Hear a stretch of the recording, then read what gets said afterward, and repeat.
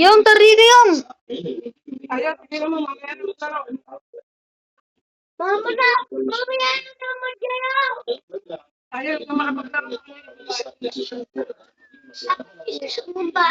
Babae kayo. Hindi siya nagkulang sa Pag tayo. Yun pa babae. hindi siya nagkulang sa Babae ako. kaya sa madaling salita ay naging espesyal ako sa buhay ni Sergio. Yan ang mga panahon yun. Pag tayo. Yung ito na yung. Ako na si Sergio na gusto ko makasalanan. Pagkat yung boys. Kung ayaw ko. Ha? Pagkat yung boys. Isang gabi ay inaya ako ni Sergio na mag-dinner sa isang Spanish restaurant. And the next thing I knew, isang surpresa pala ang nagiging party para sa akin. Really? Can I ask you something? Wait. Yes, sir. Sabihin ko pick one. I propose a marriage right now. Will you? No. No. Yes. Pick na. Nagpatuloy na. Pick one.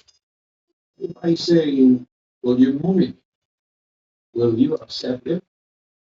Gusto ko yun. Surprise me, Sergio. Is that Tumaya for ko you? eh.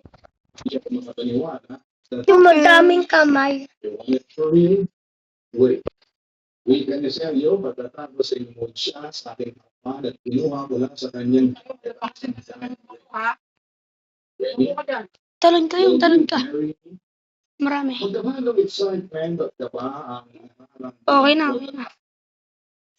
Tapos na. Ewan. Lagay mo na. Noong pagluhod ni Sergio,